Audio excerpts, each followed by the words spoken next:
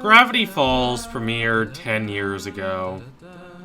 I know for a lot of you who, like me, grew up with the show, that must seem like a very long time. And as I marked this anniversary, I decided to return to the show and watch a few of my favorite episodes. The show is as sharp and witty as I remember. The characterization is solid, and the balance between poignancy and hilarity is always well maintained. The show very rarely lapses into mere action, mere motion without any purpose, nor does it become so glum and melancholic that the edge of comedy and lightheartedness drops out entirely. The experience of watching this show reminded me why it has remained such a enduring piece of animation, why new generations of kids are tuning in and watching it and enjoying it on Disney Plus, even as the original generation of kids who grew up watching it has grown up, gone to college, and done all sorts of amazing and unexpected things with their lives. It is a show that one can enjoy as much from an adult perspective as from a child's perspective. That might seem like a banal and obvious observation, but it's actually quite difficult to pull off.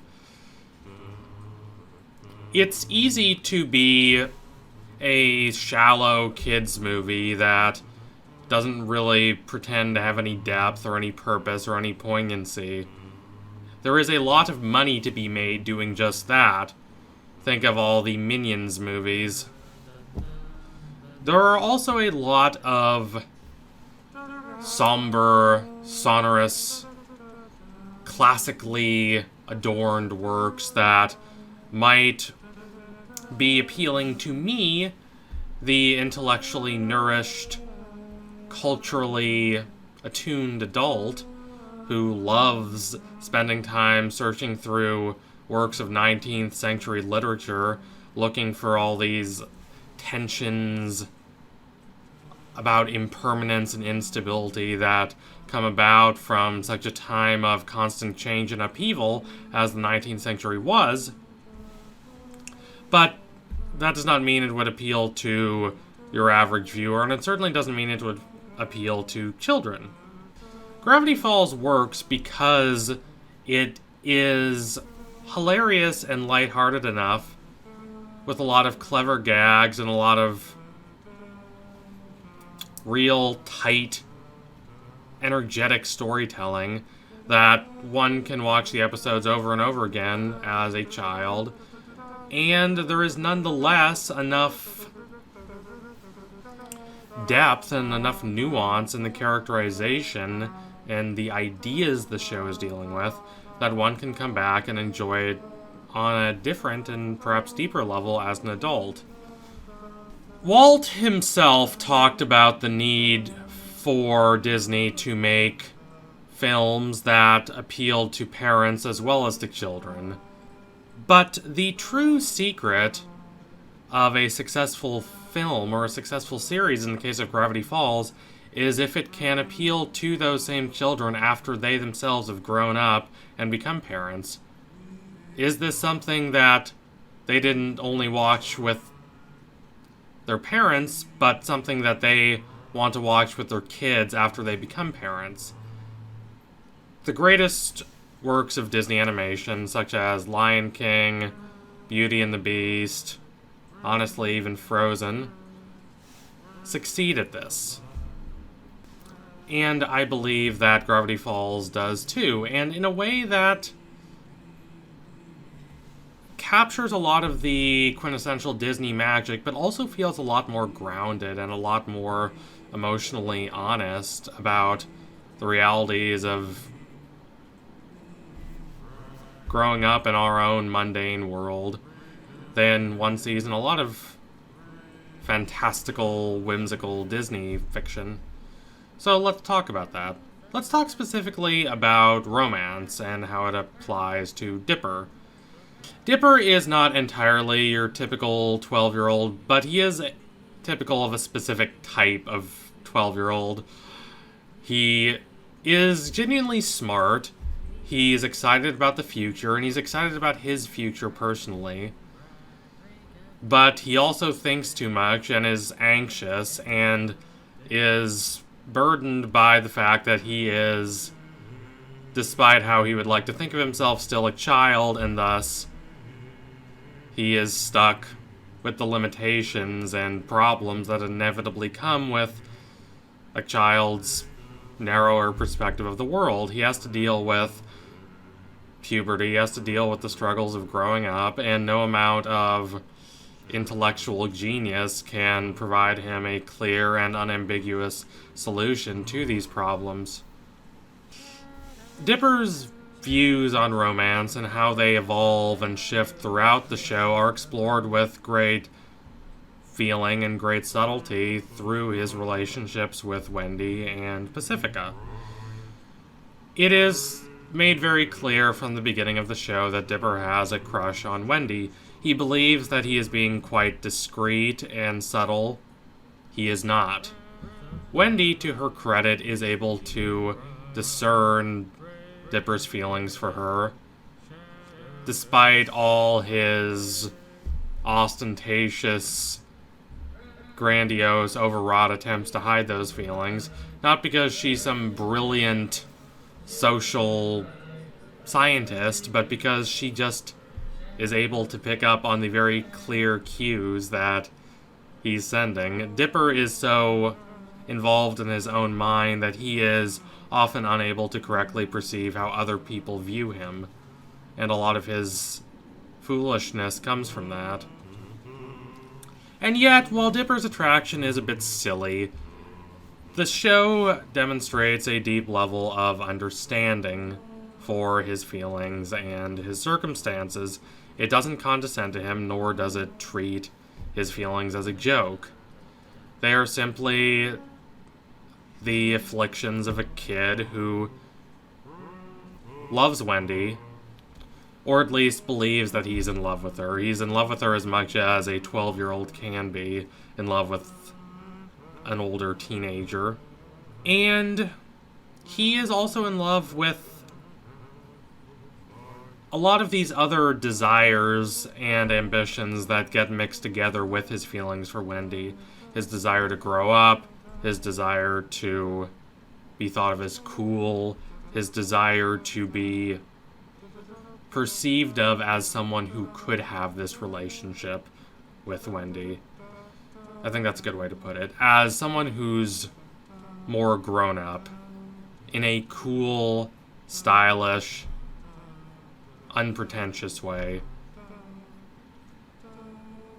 The image of himself being with Wendy is his idealized image, not just because he loves Wendy, though he does, at least in his own 12-year-old way, but also because that whole idea of himself, the kind of person that he would have to be with Wendy, is the kind of person he wants to be. Not just older, but older and not so worried about the world, more confident in himself, more assured.